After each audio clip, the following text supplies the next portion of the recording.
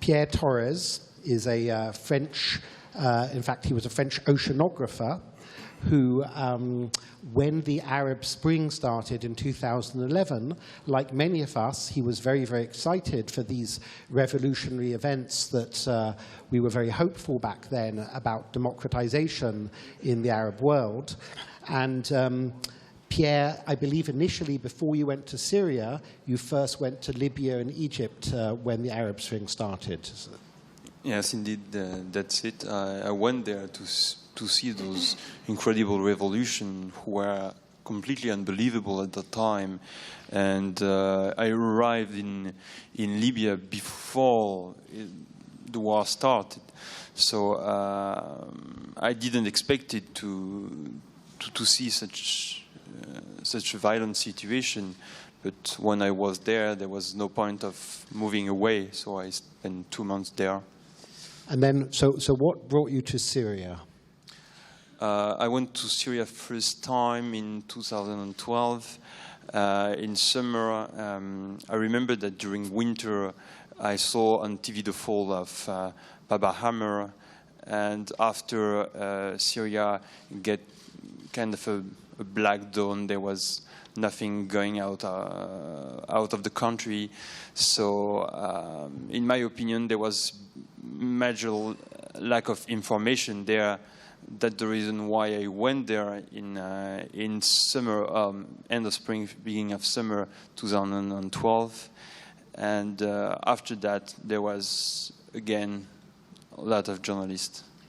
Yes, if we all recall, people were very excited at the beginning about the protests in Syria, but the world lost interest rather quickly, or to a rather large extent. So you started working as a freelancer for some French publications and media, and then so I believe you were kidnapped in June 2013. How did this come about, your abduction? Okay, between 2012 2013, I studied some philosophy to get some tool to understand this very, very special situation. And in spring 2013, I went to several places. First time in Kurdish area in Syria, and then in the city of Raqqa. I went there because the city has been freed the 3rd of March 2013, so it was free for a few months. I went at the end of May, and I was assessing on what was going on in the city, and the situation was really interesting, way more complex than I could imagine. There was a lot of groups, a lot of free army or jihadist groups, but also a lot of activists. And for me, it was very, very important to report on that, because at that time already the newspaper were writing about a caliphate in Raqqa, and that was not the case at all. And few days, just to give you a picture, a few days before my abduction, huge demonstrations started everywhere in the city against... In Raqqa? Yeah, in the city of Raqqa, against ISIS. So we have to keep in mind that people there were not supporters of ISIS at all. I mean, other groups were sometimes Islamist as well, but different way of being Islamist, by a different way. And they were more or less supported by the population, but ISIS was clearly not. Yes, just in case people don't know, Raqqa is now the de facto capital of the Islamic State. All the horrific videos we've seen of beheadings and of the Jordanian pilot being burned in a cage, and videos yesterday of Kurdish prisoners in a cage are in Raqqa. And as Pierre points out, up until the Islamic State captured Raqqa, the population there was very anti-Islamic State and holding demonstrations against them. So one can only imagine the horrific terror they live under now in the Islamic State. So, Pierre, after you were taken, what was your emotional feeling? Were you alone? When did you first realize that other people had been kidnapped from France and other Western countries? We realized it by the time I was put together with Nicolas Hénin 2 weeks after my abduction, and then sent to another jail in Aleppo. And few by few, we were joined by other Westerners, mainly journalists and NGO workers, who were kidnapped all over the country in the liberated area. And it continued almost all the time, even after winter 2012-2013, when the Islamic State started to struggle in a military way with all the other rebel groups. And we were kind of desperate to see this group growing and growing to reach more than 20 people. And I understand that the British hostages were the people, let's say, looking after them, i.e. abusing them and kidnapping them or guarding them, were themselves British citizens who had joined the Islamic State. And you were one of 4 French hostages, and from what I understand, French citizens or French or Belgium citizens were also guarding you and communicating with you. That's correct, yes? I will only talk about the French one, because they are the only one I'm sure about. There were some French and Belgian citizens. I saw a lot of them. I can say more than 10 of them. And there were also other nations. I mean, it was impressive to see how many nations were there. There were people from all Western nations, and a lot of people were coming from North Africa, especially Tunisia as well. Yeah.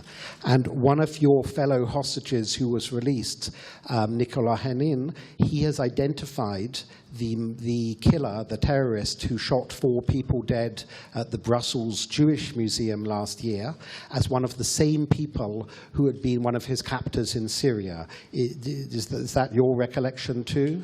Yes, indeed. We were held for a time by couples of guards, and this person was one of them, and he spent a lot of time to talk with us. Did you have the opportunity to ask your, I don't know if they're citizens, but people who grew up in France or Belgium or indeed here in Switzerland, French speakers, grew up in not so different circumstances than you grew up, why were they doing this? What were they doing, going to another country and trying to form some kind of Islamic State? In fact, generally they talk about that by themselves. I didn't have to ask about. And it was very surprising because it was very rarely something religious. Generally, it was very political. And I remember one day there was a French guy who compared himself to, I think you say in English, international brigade, les brigades internationales. From the Spanish Civil War. Yes, who fight in Spain. And my father comes from Spain at that time, so it's kind of related story. And it was very weird to use this comparison because those guys were all more or less communists. And for a Muslim, communist is kind of the absolute evil.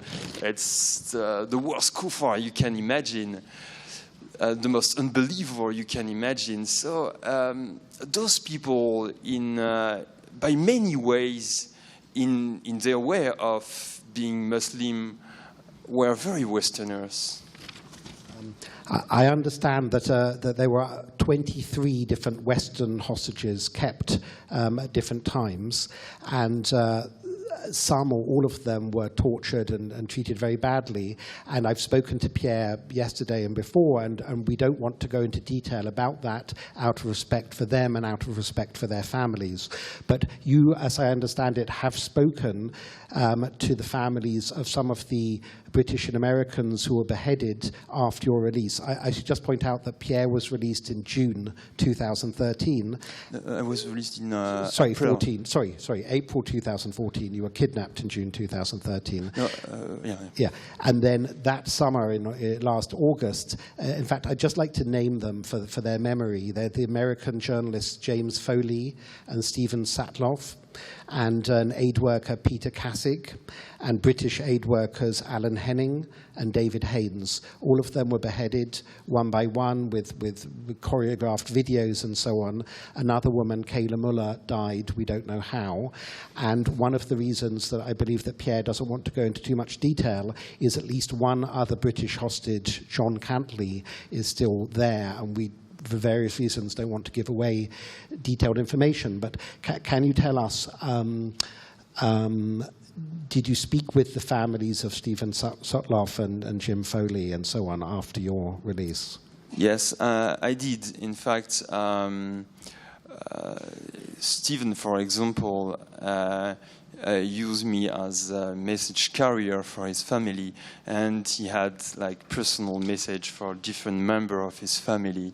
So it was the only way of doing it, because there was no way of writing anything. So the only thing I can keep with me was my memories. Because I believe that you were given about 24 hours notice that you would be released before you were released. So they had an opportunity to give messages to their family through you. Also, am I right in thinking that even though there's a raging civil war going on in Syria, the kidnappers, the hostage takers, still had communication? They were able to email the families of some of the hostages to demand ransoms. Is that right? Yeah, that's true. And if for most of the hostages, the negotiation were dealt either by the state, either by the organization, one of the hostage was freed through his family.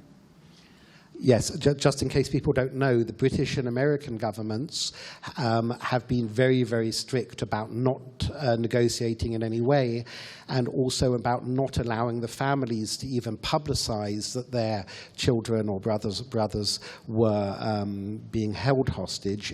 There were hostages also from Germany and Italy and Spain and some other countries, Denmark and so on, and it's a little bit different situation with the Europeans.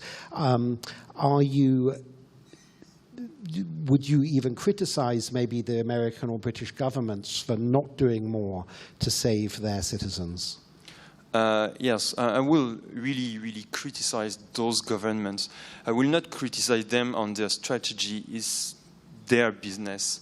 And it's not up to me to judge on what they have to do. But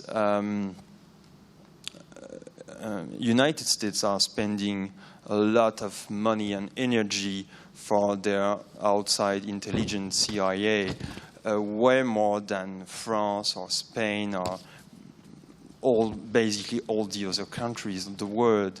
So they didn't do the job. That's it. I'm not saying they should have done that or that. And I agree with them that it's not my business to go into what they did, as long as they do the job. And nowadays they fail, and yeah. I understand that in addition to sometimes horrific treatment in your 10 months in captivity, obviously you didn't have access to watch TV or the internet. Did you have maybe some books to read or something to occupy the time? Yeah, sometimes we had books, but they were not sorted out. There was many kind of books. Some were very extreme into violence. Some were very interesting and full of very rich ideas about Islam. And we had also, now I remember it, some video clip as well shows in some And TV. they made some videos of you, but those videos were never released later, if I understood correctly. Yeah. Also, no. I mean, we show some video Show clips. some videos to watch. Yes, they of propaganda, and yeah, they shot also some video for several reasons. And I understand that you and Nicolas Henin, one of the other French hostages, in order to fill up your time, you have written a book in your heads together. That's correct? That's and correct. it will be published actually next month. Nicolas has written the words and you've done the pictures. Maybe you can just tell us in French the title. Yes, it's about a hedgehog named Father Hedgehog. It's him, and the title is "Will Daddy Hedgehog Go Back Home?" So it's a kind of allegorical children's story. I've had a read of it this morning. It will be published in French next month and hopefully in English and other languages later. So it was literally written in captivity to pass the time. Do we have 5 more minutes? No? Okay. So is there any final thoughts you'd like to give?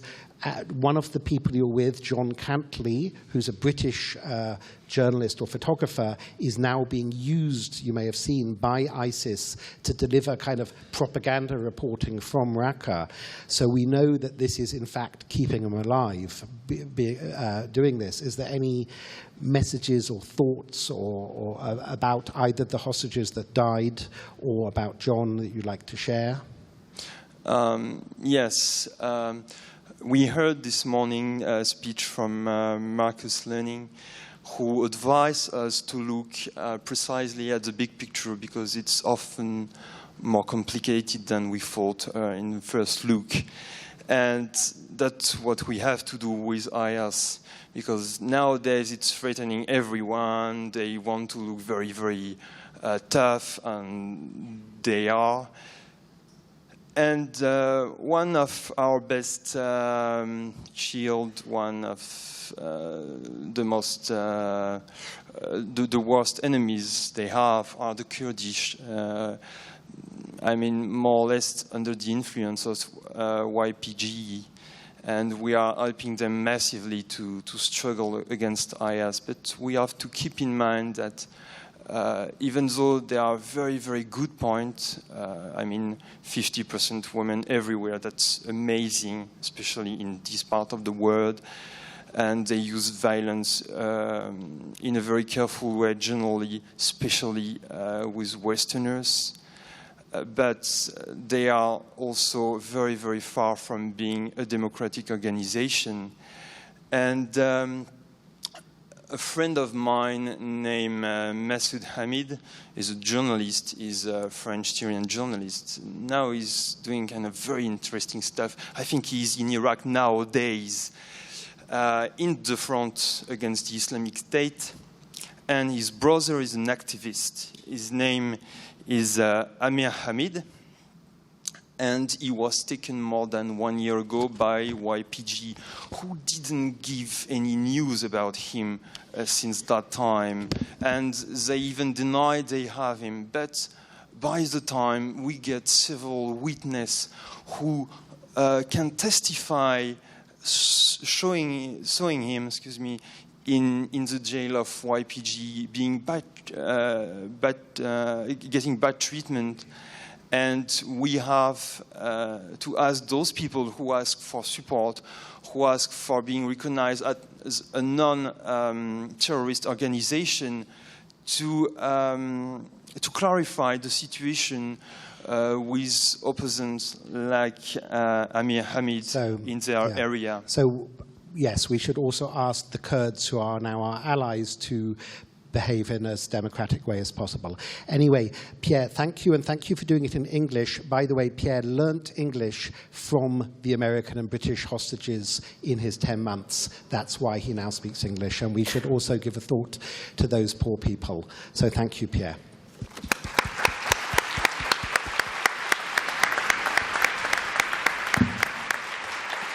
Merci beaucoup. Thank you, Pierre and Tom. I'd like to invite the next